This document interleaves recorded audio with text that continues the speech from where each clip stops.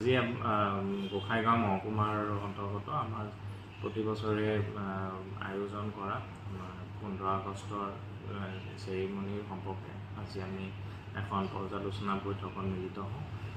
সকলো বিভিন্ন ডিপাৰ্টমেণ্টৰ বিষয়ববীয়া মুৰব্বী লগতে গোসাইগাঁৱৰ আমাৰ যি জ্যেষ্ঠ নাগৰিক আমাৰ বিশিষ্ট ব্যক্তিসকলৰ লগত আৰু সাংবাদিক বন্ধুসকলৰ লগত আজি আলোচনা কৰা হয় যে অহাবাৰ এই বছৰৰ 15 আগষ্টৰ অনুষ্ঠানটো কি ধৰণে পতা যাব, কি কি বিষয়বস্তু ইয়াতে সোমোৱা যাব আৰু কি কি বস্তুৰ দ্বাৰা আমি প্ৰগ্ৰেমটো সুচাৰুৰূপে কৰিব পাৰোঁ।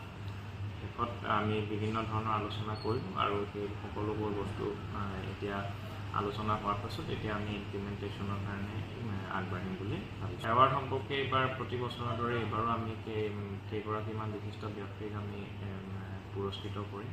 আমি উদাহৰণস্বৰূপে আমি এগৰাকী ফাৰ্মাৰ, এগৰাকী খেতিয়কক আমি কৰিম, এগৰাকী আমাৰ সাহিত্য সভাৰ প্ৰতিখন সাহিত্য সভাৰ পৰা এগৰাকী বিশিষ্ট সাহিত্যিকক আমি পুৰস্কৃত কৰিম, সম্বৰ্ধনা জনাম। আৰু তেনেদৰে ধৰক আমাৰ স্কুলৰ বিভিন্ন শিক্ষা বিভাগৰ অন্তৰ্গত স্কুলকেইখনৰ বিশিষ্ট শিক্ষকসকলকো আমি সম্বৰ্ধনা জনাম।